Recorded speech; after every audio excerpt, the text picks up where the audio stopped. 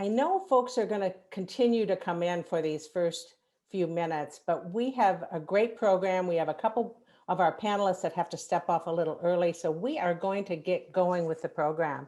So I want to welcome everyone to this event. I am Marty Roach. I'm on the leadership team of 350 Contra Costa, and it's just wonderful to see so many people interested in the topic of getting our cities to take action on climate and getting a perspective from our local elected representatives on making change happen. Many of us, as we seek to acknowledge the history of our country, have come to know what indigenous lands we live on and to reckon with our country's history, or to at least start the process of thinking through and reckoning with our country's history. I know it's something that I am doing. So I want to acknowledge that today I am on Miwok land. And I also wanted to share this guide that I came across from the Native Governance Center. In case any of you are interested in going a little bit deeper on an indigenous perspective on land acknowledgement and other ways that we can reckon with our history in relation to Native peoples, you might find this interesting. So moving on to our event today, I want to invite all of you to say hello in the chat. Please share the organization you're with or share an action that you'd like to see our local cities or our county take. So a little about 350 Contra Costa. We mobilize residents of the county in advocating for swift, effective action to reduce emissions that cause global warming. We center our work through an equity lens, recognizing that climate change worsens existing environmental injustices and affects low-income and frontline communities disproportionately. We believe that active residents bring our democracy to life, and we hold hope knowing that we can make changes that will support a healthier and brighter future. To learn more about us, please go to 350contracosta.org. And if you haven't signed up for our newsletter, do so and think about getting involved with us. If we want fast, creative, and effective changes that address our climate emergency, we need our local government leaders to act. And we organized this panel because we believe that we as local advocates and concerned people can benefit from hearing from local leaders on what they care about and the challenges they face in leading. And we see fostering this kind of listening by the community, can help us better understand how to support and also how to hold accountable our elected representatives. Before I go further, I just want to remind everybody to mute, to let you know that we are recording this, so there will be a copy of this recording, and to let you know that we're going to have a brief introduction by the moderator and the panelists, and then we will move into moderated questions and discussion, and we're going to allow a lot of time for public questions as well. So please drop any questions in the chat as you think of them. We're extremely appreciative to have such great panelists on our program today who will be introduced in a moment by our moderator. Our panelists are city council elected representatives, public servants, and they work as volunteers in our community. And this work is really time consuming and extremely demanding, and with all the other pressures they have and things they have to do in their life. So we were so grateful when, without hesitation, everyone agreed to serve on this panel, and I thank you very much for that. We're also appreciative and benefiting from having Contra Costa Supervisor John Gioia as our panel moderator. I think most of us here know John or know of John, who's a native of Richmond and who's been on the Board of Supervisors here since 1998. John's a tireless leader for the causes and issues that he believes in, and we're really lucky that he believes in clean air and climate action. He served on the California Air Resources Board from 2013 to 2020. He serves currently on the Bay Area Air Quality Managed District Board. He's done that since 2006, and he's also on the San Francisco Bay Restoration Authority. John has a BA in political science and a law degree from UC Berkeley. And lastly, John's leadership style includes attention to building coalitions and to working with communities to secure the positive changes for people and the environment. So with that, John, I want to turn it over to you. Thank you. Thank you, Marty, and welcome everybody for joining on, which for what will be, I think, a good close to hour and a half on talking about how we really move forward here in Contra Costa on environmental and equity leadership. And I want to first start by thanking 350 Contra Costa for all of your great advocacy work. I think the reason that the panelists tonight and myself and so many other elected leaders can be bold on these issues is because we have strong support from so many residents and so many community leaders. So it really all starts with the community. And so I want to thank all of you at 350 Contra Costa and a number of you that are on here tonight who do work in your own communities every day to make your communities healthier places. So thank you for all of your work. I want to acknowledge that. So we have 4 great, smart, progressive, equitable, and climate leaders tonight from cities. I'm going to briefly say a few words about each of them. And we're going to get right into this with some questions and discussion and really leave time for questions from those of you who are joining us, because we really want to make this more of a discussion. So let me quickly go through and introduce folks. First, we have Claudia Jimenez, and I'm in Richmond, and so I know Claudia well. Claudia is on the Richmond City Council serving her first term, but we all know she has been a very tireless advocate on so many issues. She has a history of really working to build coalitions between unions and community organizations and philanthropy, the private sector.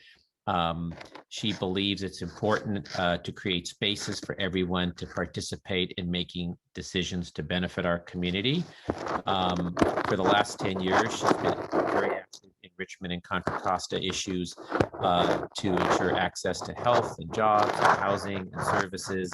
And she's worked a lot on criminal justice reform.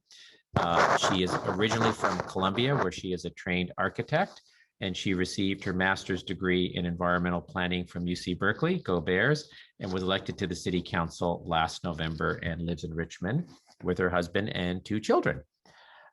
Next, we have also a new council member. We have such great new dynamic council members around the county, which is really a great testament to new generation of leadership.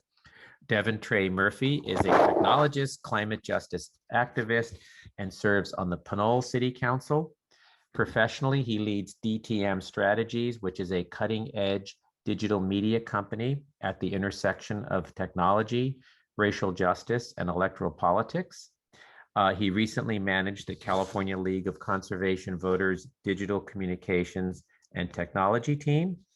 He was also appointed a Technology and Democracy Fellow by the Harvard Ash Center for Democratic Governance and Innovation. He's a San Francisco native, and he has a background graduating from UCLA, good UC school down in LA, with a degree in Afro-American Studies, and is also had studied in Cuba and Brazil, and loves spending time with his puppy Miles and nieces and nephews. Next, we have someone who many of us know from her work for recording stop. All right, I want to make sure we get Shanelle your bio on a recording. We have Shanelle Scales-Preston, who is a council member in the city of Pittsburgh, having been elected in 2018. But many of us know her from her work both as the district director for Congressman Mark DeSaulnier, and also her work on the staff of former Congressman George Miller. And in both those roles, she has helped advance and move many issues that address equity, the environment, climate, education. So she has expertise in so many areas, having really worked with both members of Congress and also now in her role advancing those issues on the Pittsburgh City Council. She's a lifelong resident of Pittsburgh and Contra Costa County, and her public service career spans over 20 years. Last but not least, we have the mayor of Walnut Creek, Kevin Wilk, who was originally elected in 2016.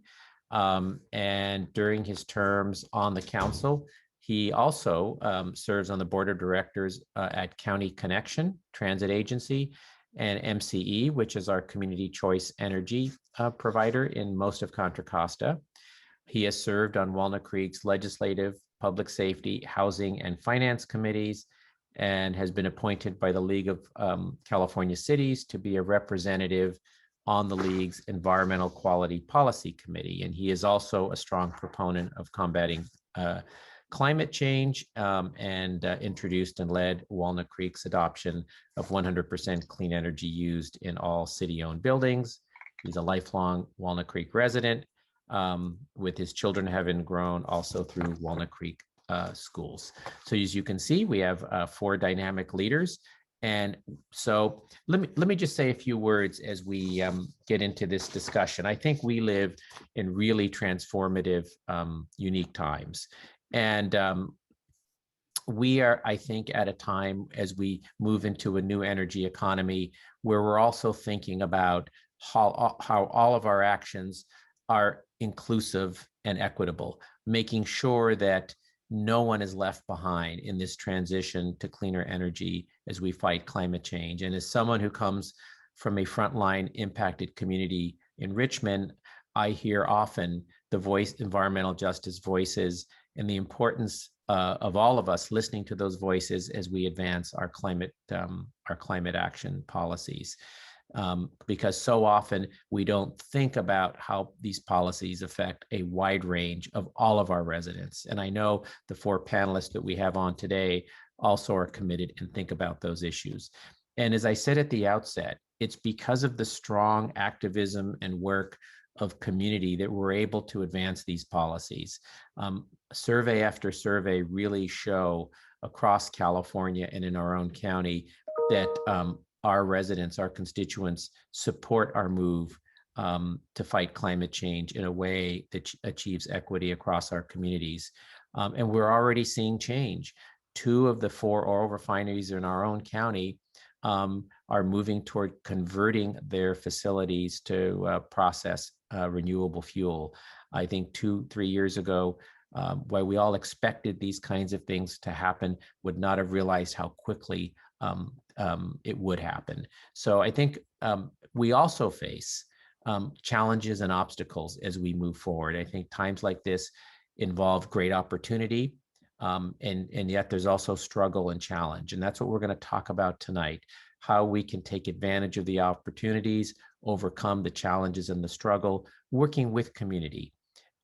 So with that, I will get into a few questions, and each member on the panel tonight will have a chance. Oh, actually, before we get into the question, each member of the panel will have a chance for 5 minutes to say a few words about themselves and why they ran for office, and sort of to talk a little bit about what they feel are important issues to address on environmental justice and climate, and sort of what role they want to play in advancing these issues, and one dream idea they wish would come true in their own community with regard to climate and environmental justice. So we're going to ask everyone to take up to 5 minutes, and we will start. Oh, by the way, I wanted to note a couple of the council members have to leave early because of their councils are meeting tonight and have council commitments. And I think both Claudia Jimenez as well as I think one other who else had to leave early. I think it was Shanelle, you had to leave early. So excuse them to go on a bit later to their council duties. So we're fortunate to have all 4 of them. So Shanelle, why don't we start with you? Just introduce yourself and a bit about your dream and of climate justice. Yes, thank you, John. And I'm sorry that I have to leave early for closed session, but I just want to thank everyone for having me today and being on this amazing panel with my colleagues. I first got elected into office in November of 2018. I'm from Pittsburgh, California, born and raised. My background a little bit, my father part of a union, local 342, and my mother worked in a a glass factory out here off the Pittsburgh Antioch Highway for 31 years. And so, you know, when we talk about, you know, jobs transitioning, her reason for retiring after 31 years was because her job decided to go out of business. But, you know, that was our bread and butter before that. And it was her job right out of high school as well. Three of the top climate and environmental justice actions that I would like to address in my particular community would be reducing traffic, you know, greenhouse gases and how it impacts Pittsburgh, especially some of our particular neighborhoods. You know, I would like to see more, you know, job training opportunities, you know, more jobs that are locally here within Pittsburgh and East County.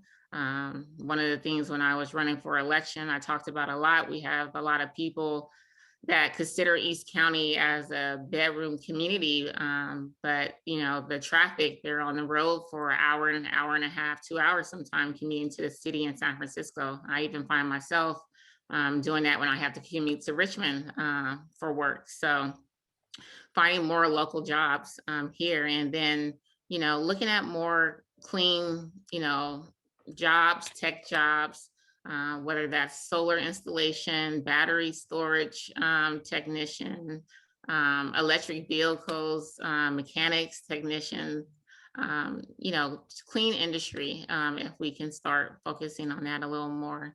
And then one of my big dream ideals that I would like to see come true, and still pretty much on the topic what I was just saying, was, you know, just local jobs in the environment. I would love to see, you know, our high school have all these academy programs, and how do we start academy programs with like clean jobs and, you know, manufacturing or technicians, and having to focus on that, because if we start doing that younger, you know, they'll already have the vision when they get out of school of creating that here in our environments, and reducing those impacts here locally.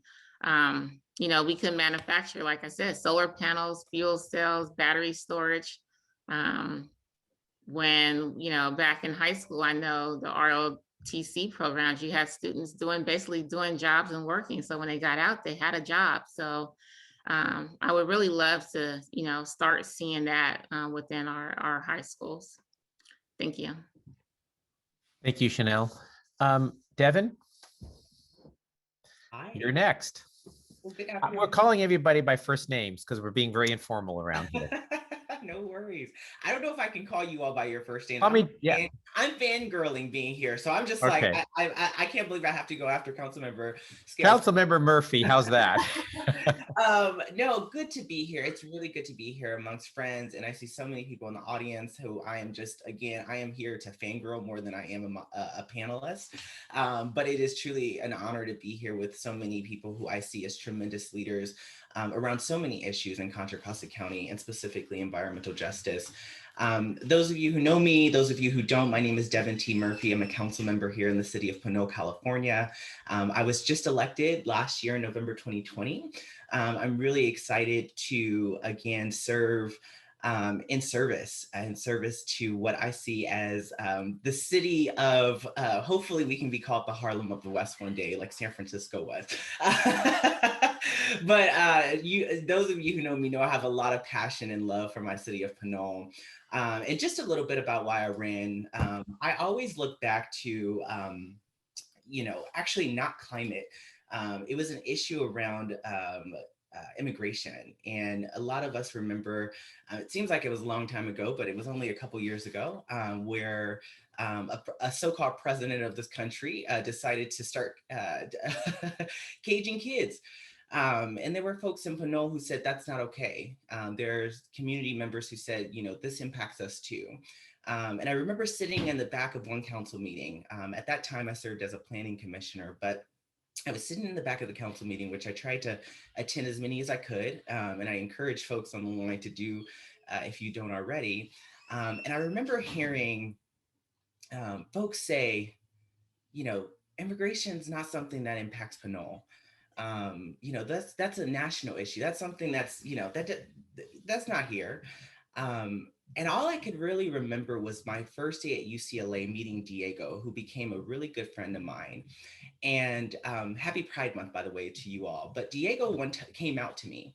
And it's funny because I told Diego, you don't have to come out to me. I know you're out. And he said, Devin, I'm not coming out to you as gay. I'm coming out to you as undocumented. And I couldn't help but sit in the back of that council meeting thinking about all the people who are not seen and not heard, or simply erased, simply because of folks with platforms who don't amplify the needs of regular people, of working class people, of people who look like me, of people who look like people on this panel. And I ran because I figured if I can do just one justice of seeing somebody who was not seen before, of listening to someone who is not seen before, of amplifying the needs of Pinoleans who are not being heard over, you know, the past 2 decades, you know, plus, I would do justice. And I ran because of that. I ran because I believe that working class people, people with disabilities, seniors, young people, if we use governance to amplify the things that we need, we can make formative changes, both in our community, but also we can help others see themselves, other communities see themselves and see their potential. And so I decided to take the jump. I'm actually, on June 15th, it was my 1-year anniversary of deciding to do this crazy thing, which was running for city council, and had so much support. And again, Councilmember Scales-Preston, I remember thinking about you so much when I ran, thinking, wow, this tremendous leader in Pittsburgh, from her hometown, running for city council, you know, you have given me so much mentorship and love, and I just so appreciate you for all your service. And thinking, can I do it? And I did it. And I was so happy to receive the most votes in my town's history and continue to push for an issue that I care about, which is climate change, right? And thinking about how Pinole can be at the forefront of this fight. So super excited to be here, but also excited to talk about the intersection of so many issues.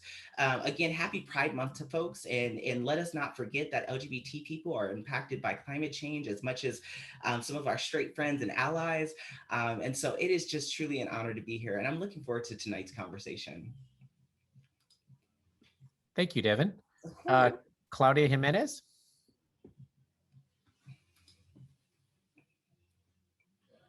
I'm sorry, my unmute button. Hi, everybody. Thank you so much for the invitation. I am truly honored to be here in conversation with many of you. As I was reading who is here, Steve is here, who when we start talking about the Green New Deal and just transition in my house, he was part of these conversations. And so I am happy that you are here and everybody here. My name is Claudia Jimenez. I am a newly elected city council in the city of Richmond, representing District 6. This year, I was elected in November 2020, and I sworn in July 12th. And since that, I have been really involved in many issues particularly within the city, in terms of like learning how the budget is, because the budget represents our values, and we want to make sure that it's we make it like that. We make a budget that really put the money where we are saying that we care about. So if we care about youth, if we care about the environment, if we care about having a more fair and inclusive and racial justice city, we need that the budget represents that. And when you see the pie chart, that is like that. So it's, as you know, it's a lot of, it's a battle to do that and to create a better budget that is more fair for everybody, especially for the low-income residents in Richmond. What I was talking, well, as you know, like we had Chevron in the city of Richmond, and as a part of I am also the co-chair of the Richmond Progressive Alliance, which has been the organization that has been working on environmental issues, making Chevron to be more accountable, pay their fair share in Richmond and in Contra Costa County. I run in a platform to continue to do that work, continue to make sure that our kids can breathe clean air and live in clean lands.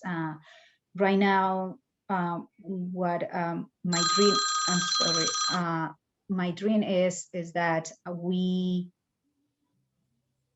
start talking about what a new Green New Deal and green and blue deal is for Richmond, and what it looks like in terms of like just transition that could, or communities more impacted by air pollution and the worker first.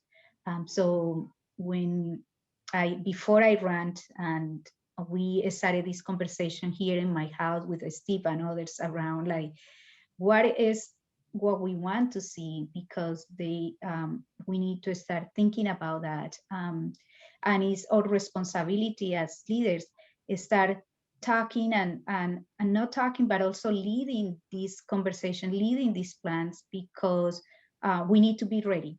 We are not saying that Chevron needs to close right now. Don't get me wrong, but what we are saying is that eventually what we are seeing is that this transition into other things, like Supervisor Gioia said, 2 out of the 5 refineries in Contra Costa County are doing that transition. Eventually, we are going to see more of that, and we need to be prepared. We need to have a plan.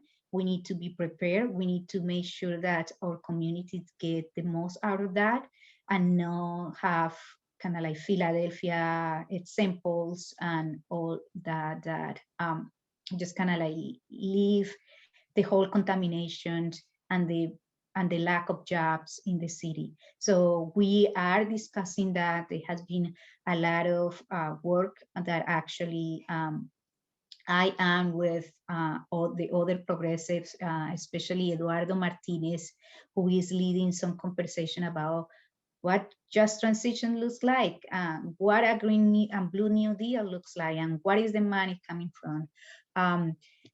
We have been a lot of the efforts in Richmond around environmental issues has been working in partnership with Communities for Better Environment, Asian Pacific Environmental Network, and others to advocate for these refinery rules that the district board is considering, so that the refineries can retrofit and use the best technology available to reduce their particular emission. And because it's about time, so we hope that the rule is passed, so we can make sure that our kids are at least are protected in some ways. And we are also looking into like making sure that we are developing a green, as I say, green and blue New Deal plan that we can connect with the effort that the county is doing, because there is a lot of efforts that we want to connect. And my dream as a mom is that eventually we have a better earth, that we just really make sure that our city budget, is also more diverse. So it is not just only 30%. Right now, 30% of the budget comes from Chevron. So we need to make sure that we diversify it in a way that allow us to move from a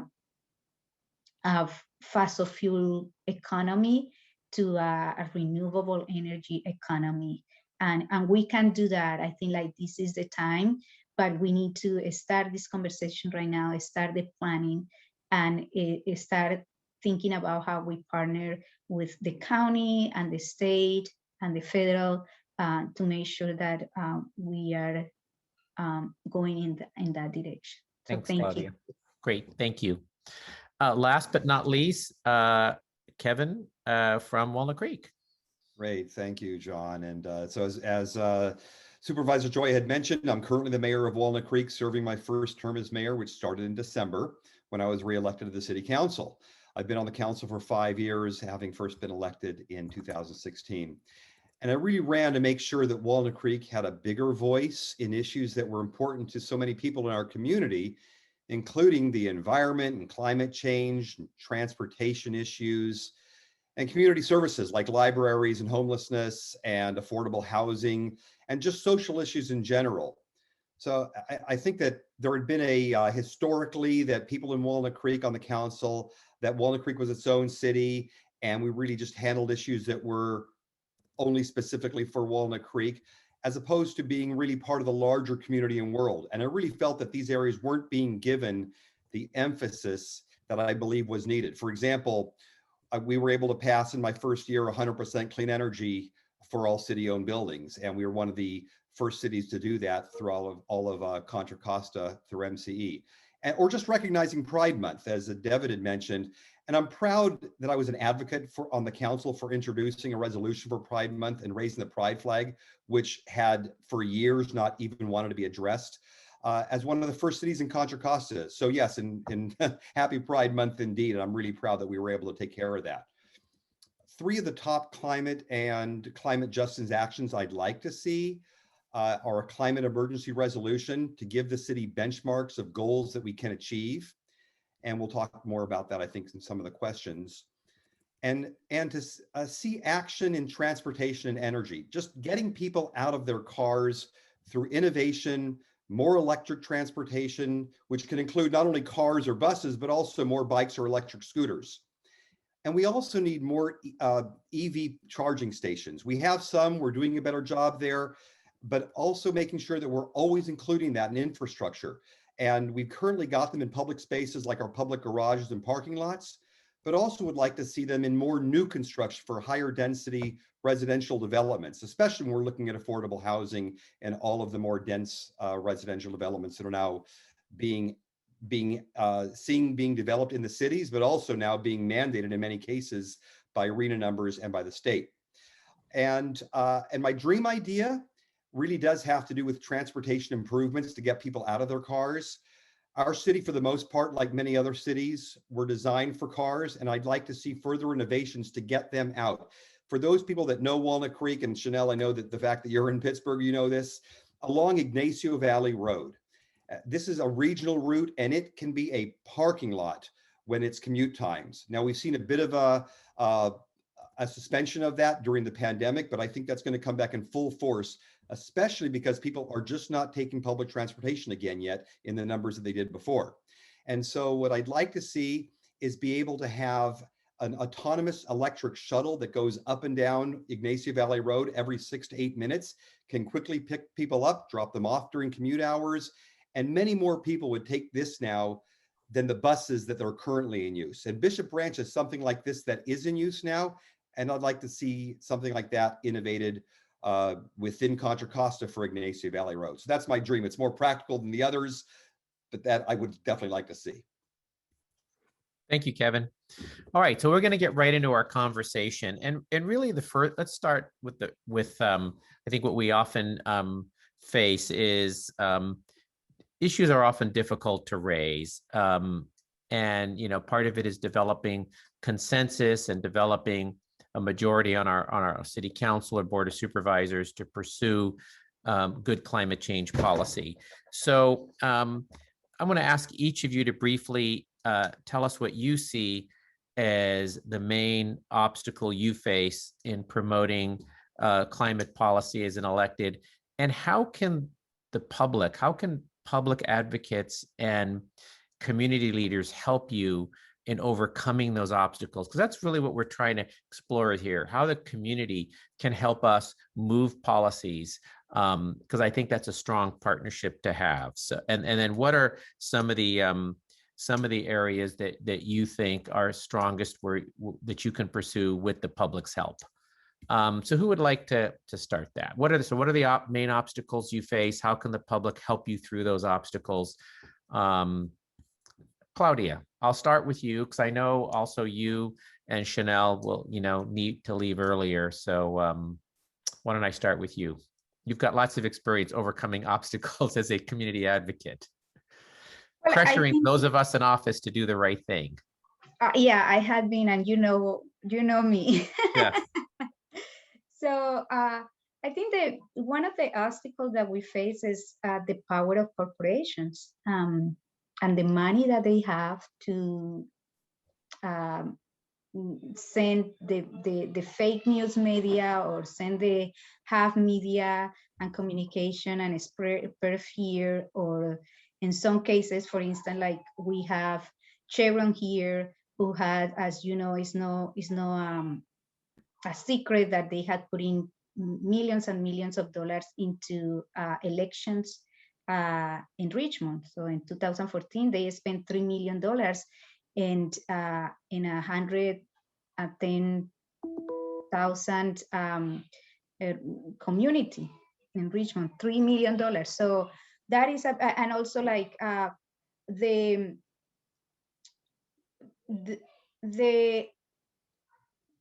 kind of like holding power with other entities. For instance, like Chevron had worked close with the Richmond Police Association all the time, with the fire union all the time. They had been getting together with the Council of Industries, the industry, the Chamber of Commerce, and now, because we pass rent control, with developers and landlords associations. So it's a big group of people who have a ton of money and can spend that money into basically buying election in some ways. And that is a big issue, like having money into politics, having all that money that is going into electing people who can be friendly with all the corporate ideas and agenda. And I think like the other part is that this is the big one, and the other part is that in Richmond, like they are like a lot of low-income communities that are just kind of like making life, and sometimes in the environmental movement, we don't do the work, the political education that is needed to really connect issues of incarceration and environmental issues, immigration and environmental issues. And I think like we need to do that in order to get more and more support. I think like there is no like kind of like bubbles, like sometimes we work in silos, and we need to break these silos and be able to connect. So one thing that we are doing here, and is really important, there is the Power Coalition, which all these environmental coalition plus organizations like Say Return Project, which Tamisha Walker is the director, that works on helping and supporting folks coming from prone incarceration. And the idea is like how these just transition ideas can support people coming from prone incarceration, how environmental issues are affecting like all these criminal justice issues, and also how the budget is affect, like how the budget is diverted to really make sure that we advance fair economic transition for those who are most impacted by economic, racial inequality, and environmental injustice. So I'm going to try to move on. I want to make sure everybody, you always have good things to say, Claudia. I want to make sure we get everybody to weigh in a little on this. But no, I appreciate you've been very thoughtful. Thanks. Shanelle, because I know I'm trying to get folks who may have to leave earlier, your thoughts on the greatest obstacles that you think we face as we look at climate policies, and how to really enlist the support of the public to help you through those. Yes. I just want to mention, the community, I think, when there is an issue, they do a great job at coming out and fighting for an issue and actually getting some big wins. Maybe about 10 years ago, Westpac Energy was looking at coming to Pittsburgh and on rail. So it was crude oil by rail, and it was going to be a crude oil facility here in Pittsburgh. And, the community really came out, and other communities and environmental groups also came out and fought for this because, they really didn't want to see any oil spills or explosions happening. And then, not to see a facility in Pittsburgh because of the future sea level rise and where it was located here in Pittsburgh, and not seeing oil being shipped here either. And so, the community fought where they got rid of it. And there's, that was like back in 2012, 2013. Yeah. And, that's one example of where you do see the community come out and do a good job and have big wins. Other things is, when I, circling back on the topic of housing here, well, we have, ABAG, where they give us RENA numbers that we have to build so much housing. And so sometimes I get, well, why do you keep building all this housing, causing all this traffic? But as you know, or as many of you know, RENA is the one that tells cities how much housing that they need to build in these cities, or you get fined.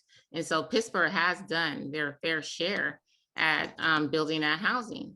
It would be nice that, some of those boards where, Claudia mentioned the Air District Board, and just going back to RENA, where if we had people that look like us on this panel right now, that understood some of the things that, living in these areas that we go through with the air quality, the risk of asthma throughout Contra Costa County, and be able to share that, I think, we would get more things changed and passed. And I hope to see the makeup of those boards begin to look differently. And those are things as leaders that we should be pushing to sit on so that we can make change within our community. So those things are expressed. Great, thanks.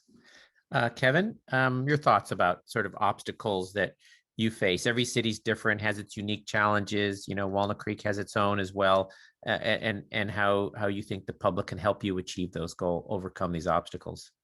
Sure. So Walnut Creek has historically been a little more methodical and conservative in their approach, not conservative politically, though I'm not discounting that, but just conservative generally in willingness to be progressive and move forward. That's starting to change. I think I was one of the first agents of change. And as we hear more from the community, people that have been on the council longer also begin to change. And I think it's important. It's important to say that it cannot be overstated how important the community is in helping move the council as a body. Because if we didn't get people out there, for example, I'll just take Pride Month as an example. I worked with the community and we got about 15 people to come out and speak at a meeting. And them sitting in the audience, when we do all have audiences back in our meetings and we're all in person, that makes a huge difference. And we got the council to vote unanimously on then having a resolution for Pride Month and for 100% clean energy in our city-owned buildings. It's due to the community efforts and working together. So task forces where we're getting the community, that all the disparate voices working together in a collective body and then presenting that through to staff really helps. Because at least in Walnut Creek, the city council in the past has typically let staff drive any of the discussions when it comes to anything that could be considered innovative. I personally don't look at climate change as innovative, but I know that some people do, and trying to get people to move forward in areas that they might not have been comfortable in. And so anything that we can do to get the council to give the comfort in feeling of, yes, we can give staff this direction and we can move forward in ways that perhaps we wouldn't have been comfortable in doing as a body even 10 or 15 years ago, but now we're willing to do. And so continue to work together. Forums like this, the task force that Walnut Creek now has for climate action, and working together with your own communities and then presenting those to council. And there will always be somebody on staff that we're working directly with. That really does help, and that moves the needle. Thanks, Kevin. Devin, I know you spent a lot of time on technology with the League of Conservation Voters and communications. You understand the importance of communicating with the public. How do you see this issue of overcoming obstacles with community help? Yeah, thanks for rephrasing that question too. You know, I want to reiterate, I think, Claudia, you mentioned it, and I think it's so important in this conversation. And as we look to other issues, there's a lot of parallelism here, right? What we see historically from the fossil fuel industry, from the oil industry, right, are the tactics of, right, deterring, right, deflecting, and denying, right? We've seen this calls to change direction by interposing. We're not doing this, but look what they're doing, right? We've seen a deterring, right, a discouraging of folks of doing things, almost gaslighting sometimes, right? And gaslighting the community to say, you know, no, you're wrong. Your air is actually clean and it's not. And also just simply a denying and simply refusing to admit the truth or the existence of, right? We've seen that with numerous oil spills, not just in our community, but also outside of our community. And so these real tactics are by usually larger corporations, are not just right around the climate, although they oftentimes happen when it comes to climate change. But we see it with prison reform and criminal justice. We see it with healthcare and the insurance companies. We see it time and time again. We see it with women and how they're treated in the workplace. And it frankly is frustrating. But I'm going to add a fourth tactic that I think they oftentimes do, which is divide. And we're oftentimes seeing that right now with the workforce conversation, right? And this idea that one cannot, be forward thinking and thinking about climate change and protecting the workers who have done tremendous work right here in Contra Costa County and across the globe, really, and keeping energy going, right? And keeping kind of the fundamental infrastructure that we all kind of live with daily happening. I wanted to center that because I do think that is a huge challenge because actually that kind of culture resonates with some councils. And I've seen it, obviously, I've worked in politics for the last decade and I've seen it across California. I've seen how, council members and sometimes even city staffs can use those same tactics and efforts to gaslight communities. And I think it's so important that community engagement is not just a product, but a value, right? Something that folks hold as a pivotal piece of every single agenda item. And I say that to say my second piece I think was really important is that the COVID-19 coronavirus pandemic really gave one of the starkest inequalities that we can see outside of healthcare, of course, in this country, right? COVID-19 showed us that tech equity and tech access is a tremendous issue for so many communities. And I didn't mention this in my first initial thought, but one of the kind of dream goals I have for the city of Pinole is really to bring open access, democratically controlled municipal broadband to our community. We know that as these, climate emergencies happen, we've been impacted in Pinole by both extreme heating, but also in terms of power shutoffs. It's been somewhat of a challenge to make sure that folks stay connected.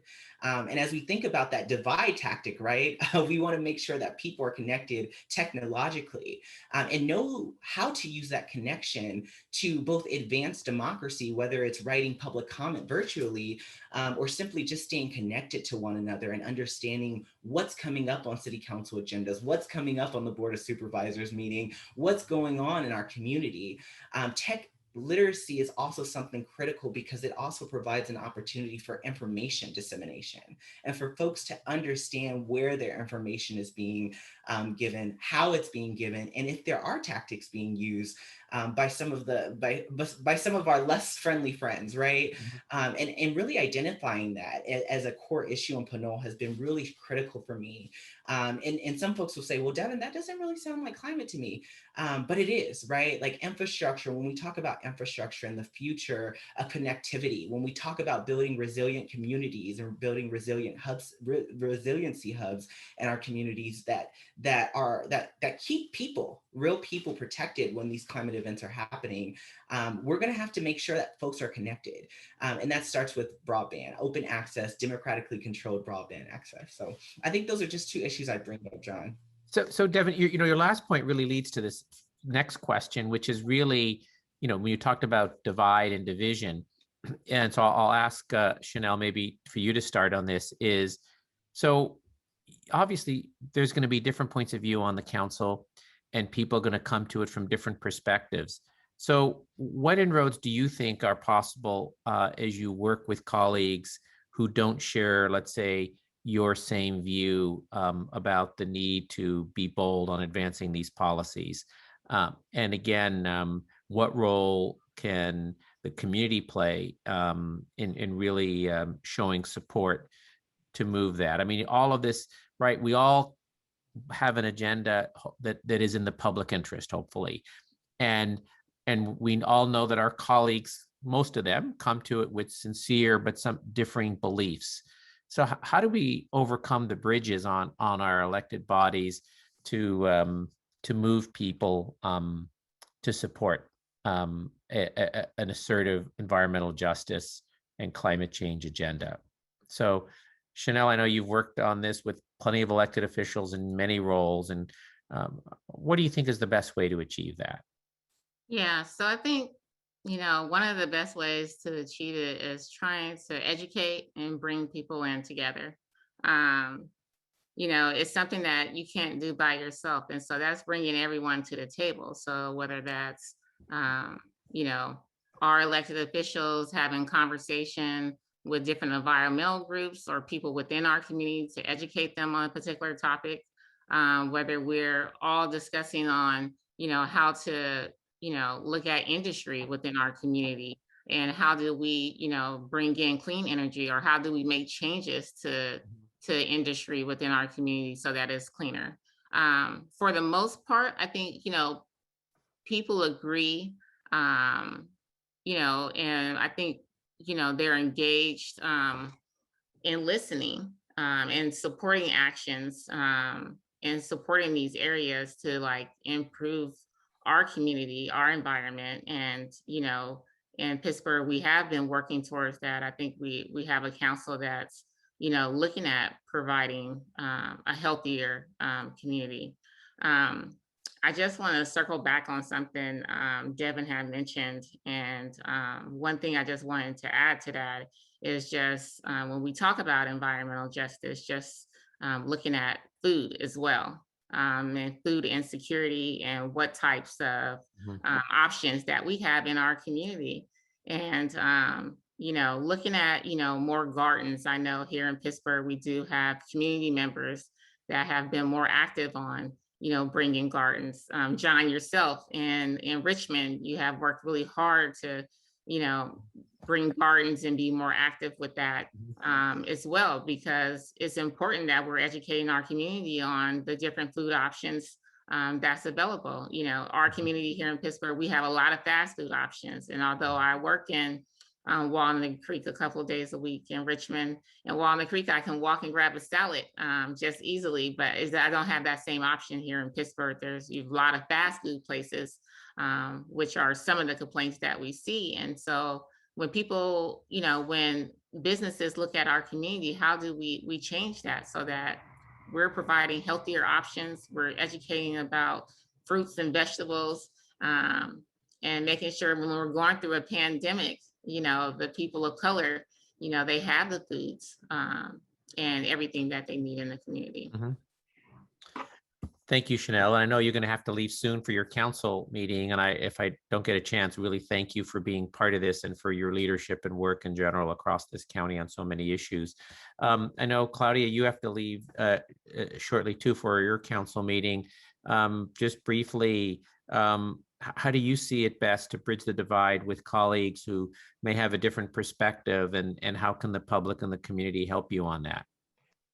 Yeah, thank you. I think one thing is just to have broader coalition to make sure that this is not just only one city council agenda, but it's the community agenda. And I think if others who are not sharing the perspective see that there is like a big community engagement around this issue, that is important.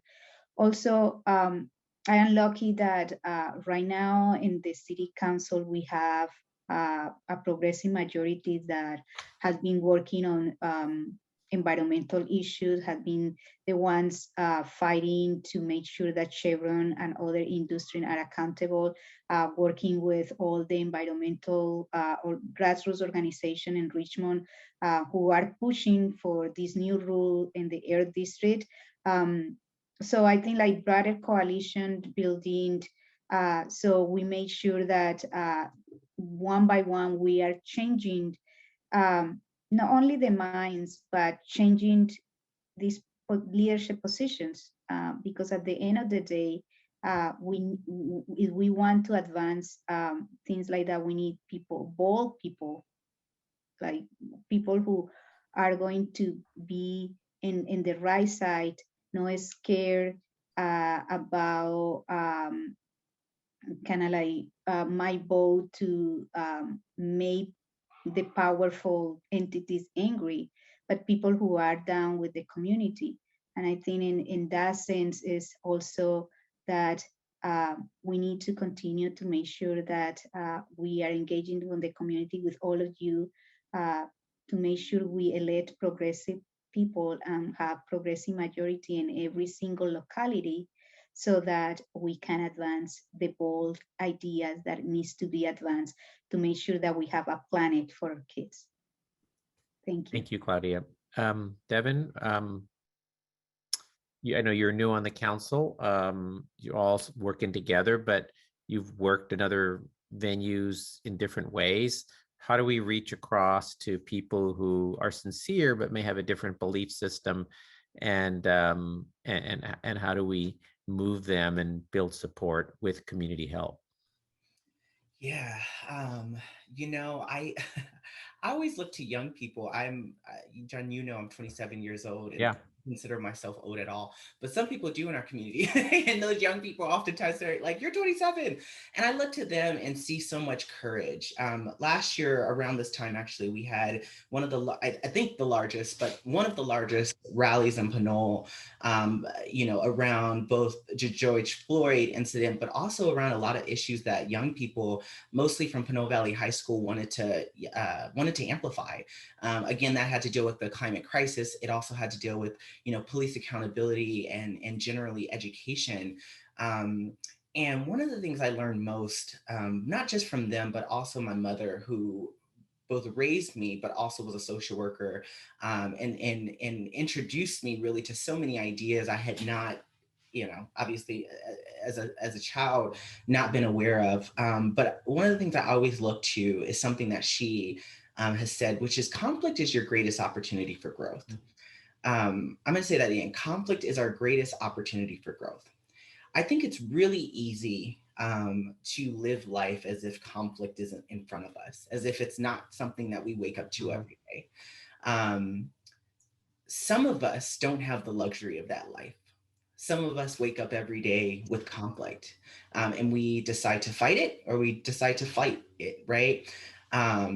But I do believe that addressing and putting conflict on the table is our opportunity to really both amplify some of the issues that we want to, but also, you know, really get to the crux of these conversations, which is really about people's values. You know, it would be wonderful to say that everyone's well-intentioned, and I think that's the best case scenario. it also is an opportunity sometimes where we say, hey, maybe everybody doesn't have the same opinion. And maybe that conflict is something that we have to talk about so that we understand where people's values and what they're coming from. Yeah. I think that climate change is one of the climate crisis really is one of the most important ways to kind of see this intersection of so many things. I know, Claudia, you brought up just, incarceration and prison reform. And I think about, the overheating of prisons, the lack of both clean air and the proximity to prisons to oftentimes refineries or sometimes even just the lack of clean water and just their access. And I think about how these are conflicts that with prisons, we've done a great job in this state and certainly this nation of seeing prisons as something not a part of our community, right? We say, you did something bad, you go over there, and we don't have to see you, we don't have to address the conflict. And now we're seeing the reckoning with that, right? As one of the world's leaders in mass incarceration.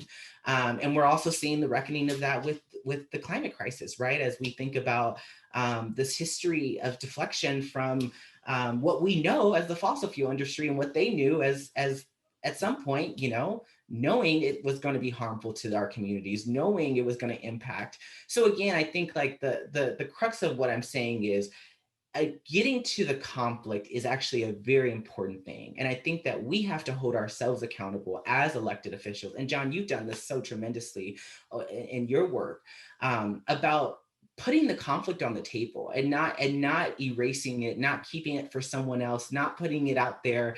And frankly, it's hard to say because I know I'm amongst other electeds, but frankly, sometimes that conflict doesn't mean that our reelection is prioritized. Sometimes that means that we are actually just addressing the issues that need to be addressed.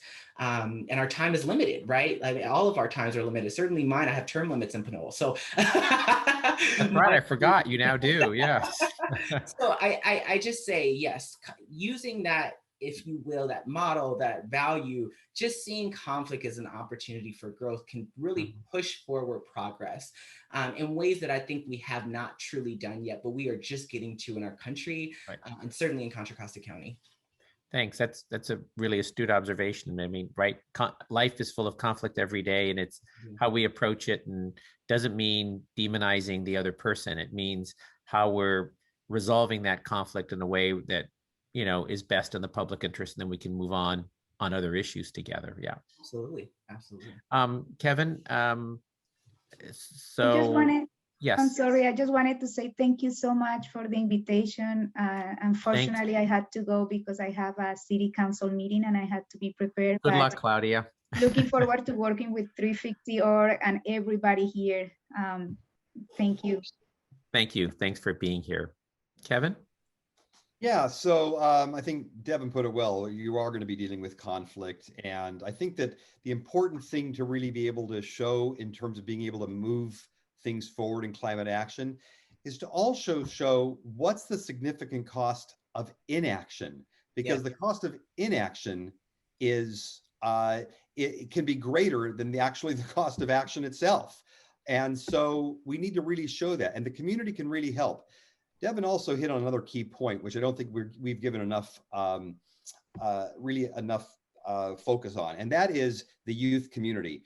Walnut Creek started a youth commission a few years ago where we've got 15 members of high schools. They're between 9th and 12th grade, and they are voices and have seats at the table and being able to stress important community issues to them. And we've really found is that climate action tends to be the top priority, or at least one of the top 2 priorities for most people ages 16 to 25. So they can really make a difference, because this isn't about the next generation for them. This is their generation. And so they really want to see what they can do to help progress and combat climate change. The other thing is that the community can help us by partnering on outreach. As cities and as representatives, we can do a lot, but we can't do everything. And outreach is going to be key, whether it's through your own next door community or your own neighborhood groups. But there is so many channels that are dividing attention right now. Help us to help the community by getting this information out and by letting people know about a climate action plan task force, for example, which is what Walnut Creek has. I know that's similar in many cities in the county, or holding events. We have Earth Day, and the city is happy to be able to provide outreach for support for other events when it makes sense. In fact, in Walnut Creek, there's a recent email going around proposing a sustainable climate week. And these are the kind of things which we may not be able to organize as a city, but we can help promote and make some of our areas available as well. Of course, nonprofits can help. And all of this helps get the city council together and working in a cohesive manner, because all it takes is a couple of working with groups, hearing what's happening, getting a dozen speakers at a meeting, and you can shift from a council, especially if it's a divided council, from one that's looking at more inaction to one that's actually going to take some kind of proaction. Well, these answers made me reflect on a little bit of my experiences about, how I reach out and try to appeal to people who may come from a different perspective. And I have found that telling stories move people more than just providing statistics and numbers. And if the stories reflect the statistics and the numbers, we've then communicated this issue in ways that appeal to people's hearts as much as to their brain. And there's been a lot of sort of studies that show that we all tend to respond more to emotion and heart than we do to logic. If we think about it, if we often, I think, as progressives, use a lot of statistics and numbers to support, why we think a certain course of action is the right one, and we're not always successful that way, because I think about it, we all, you're right, we're all emotional beings, and our heart really drives us more than our brain. So I heard a storyteller talk about how to appeal to people on climate change policies. And she talked a lot about the importance of giving people hope. While this is a really serious issue, and that if we don't act, swiftly, our world is, will face much more severe damage. But we have to give people a sense of hope that their action, individual action, can make a difference, that their individual action combined with others in a collective way can make a difference. And we tell those stories, the stories of how there are societies around the world that are more impacted, and in our own country, which communities are impacted, and have people from those communities be the voices for those stories. So it's a bit what I've learned from others in all of this, and have found that ends up making people often really come closer to my point of view on it, because they share those same, people mostly share, values of wanting our world a better place. So that's a little of what I've seen. John, if I can add to that, it also, that is indicative of also courage building, right? It takes a lot of courage, both to be a council member, but also to not be a council member, and to make public comment at numerous meetings that are not structured for, everybody, right? They're structured the way they're structured. And telling stories oftentimes gives that spark of courage for someone else to tell their story, and for someone else to hear their story and to say, oh my gosh, I see you, you see me, we see each other. Right. So it's so critical. One of the most powerful things that I ever saw at a meeting, well, it didn't deal with climate change, I think has sort of made me think of this power, is there was a proposal many years ago in Richmond to build it was a type of housing project for previously homeless individuals. And there were people in the neighborhood who said, well, we don't want home, they're going to come in, drugs, mental health issues, crime, all sorts of stereotypes, often untrue stereotypes, right? Talking about why they didn't want, quote, housing for previously homeless individuals. And all of a sudden, a woman stood up in the audience and raised her hand, and she says, you're all talking about me. I live in this neighborhood. You know me. I used to be homeless. You're talking about people like me and saying no to people like me.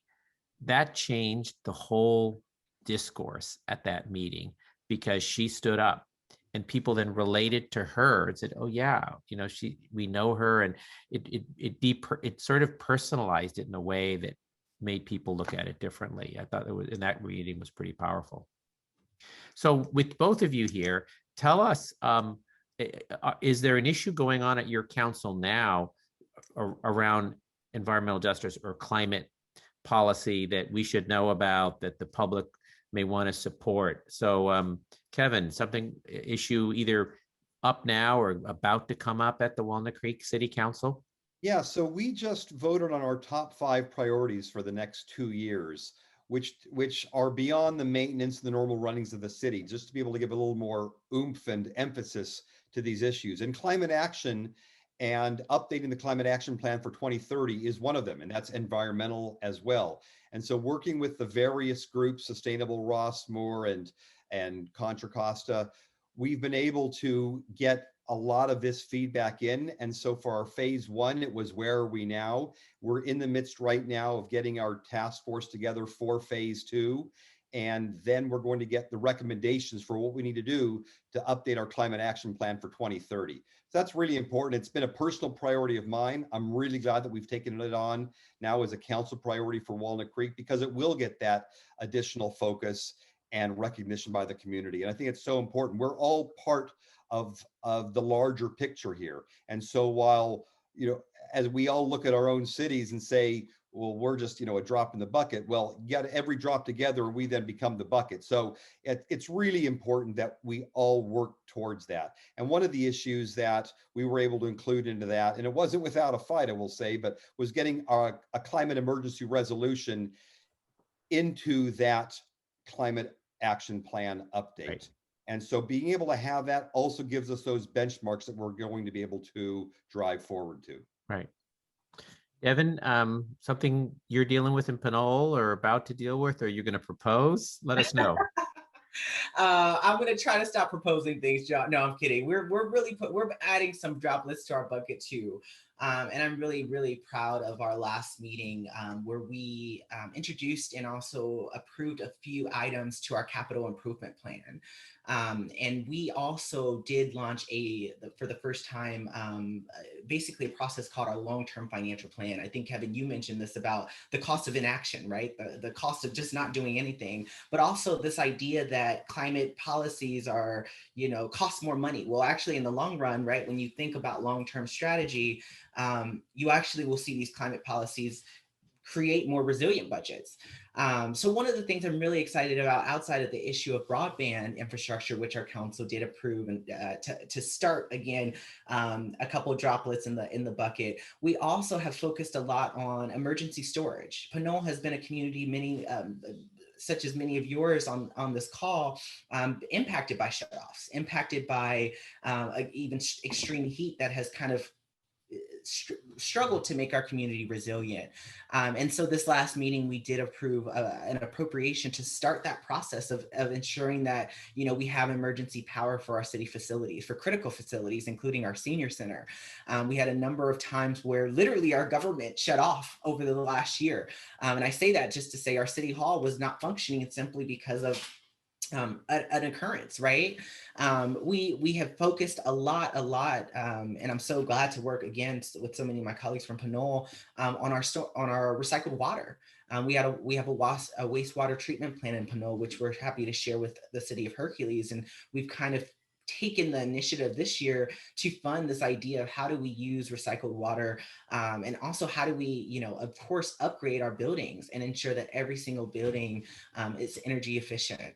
I'm going to shout out Linda here because I see that she wrote something in the comments section, and I'm so glad to see you, Linda.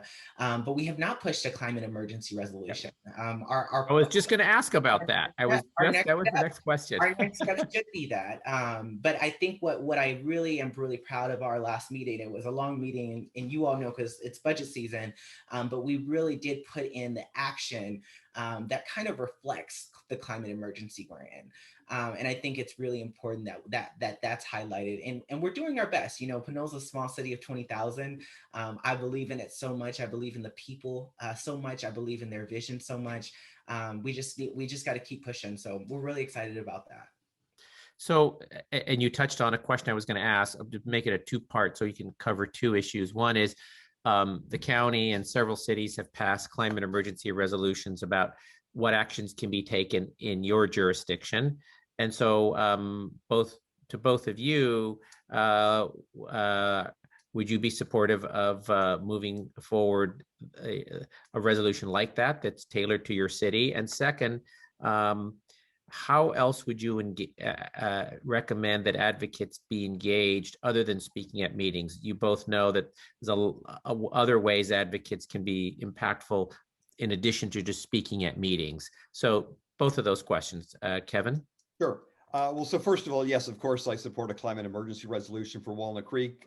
We floated it at council and I didn't get the approval on it until we were able to vote on it as part of our priorities. Part of the resistance from council and Devin and maybe other cities might be seeing this as well, is that nobody wanted to commit to areas that hadn't been approved by the city yet. And then by saying that's our resolution, those particular items hadn't been approved. So now what we're able to do is get a climate emergency resolution based upon areas that we will be voting on and approving. And so that allowed us to pass the CER. So of course, and I'm happy to help anybody pass that as well.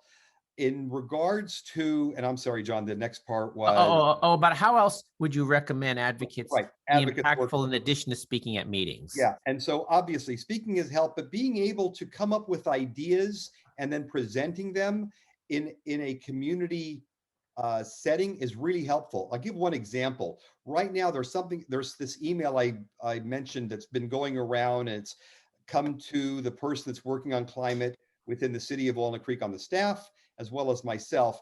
And it's if they put together a sustainable week, and they've got several different groups that are working on this, and if they were able to come up with an agenda and organized everything and essentially had it pre-fully baked, I won't say half-baked, pre-fully baked, and then presented us, then we could give it the support and the facilities or the different areas that it could be able to be done in, as well as the outreach. That's a huge help because all of our staffs are fully taxed right now. A year ago, we had to lay some people off. I'm sure a lot of cities did. We're all strapped for cash. I saw in the chat box asking about using ARPA funds. I don't believe ARPA funds can be used for that. Not to say we can't figure out some ways that they could be used, but I think they have to be related specifically to loss that's been based upon the pandemic costs. However, if something is organizationally founded and almost ready to present, we can then take it from there and amplify it and get it going. That's a great way of being able to work together.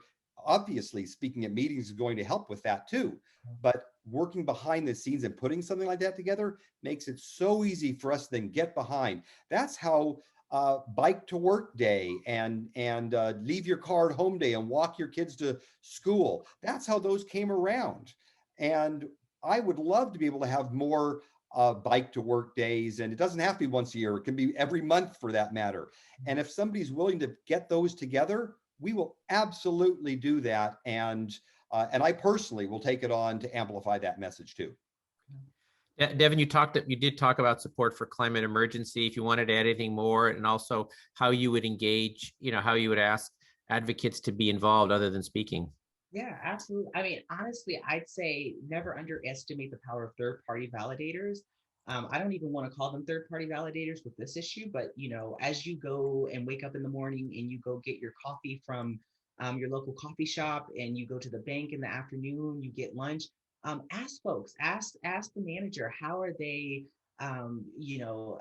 implementing climate action policies? How are they centering their workers? How are they, do they have access to broadband? Do they think it's important? What are they going to do the next time there's a power shut off? Ask them these questions. I think it's important that we have both a public model, of course, but obviously in terms of just the impacts of climate events, a lot of this is also geared towards how the business community, both small and large, are making policies that are pro-climate, and of course pro-worker always, right? So I think the first of all, the climate emergency resolution, absolutely, I am in full support. We are past due, honestly. So I want to thank Linda and some of the folks. And you can be glad, take a look at the one we did at the county, be glad to work with you on that. Absolutely, absolutely. No, wonderful. And yeah, I would just say again, don't underestimate the power of our young people. Yeah. Young people are making it happen. They are not just screaming at rallies. They are actually strategists. They are digital strategists. They are communication strategists, and they're executors. So I think don't underestimate them. Right. Speaking of young people, I think I feel really proud today that my daughter, who just turned 17 today, wanted to go spend the day with a friend in San Francisco having lunch and doing some shopping. I've had an electric car for many years, and I just recently went in and got a new Bolt over the weekend. I lease a Chevy Bolt, and she wanted to drive my car instead of her mother's nice car, Subaru internal combustion engine car. She wanted to drive my car into the city because it's more fun to drive. So isn't that great? So she gets it, right? That electric car is a lot more fun to drive than an internal combustion engine. And so I felt proud that she wanted to drive that car into San Francisco on her 17th birthday. Well, Pardon? John and Kevin. Pardon? Father's Day to you both. Yeah. Yes. Thank you. Yes, we actually did enjoy Father's Day yesterday. Yes. Thank you.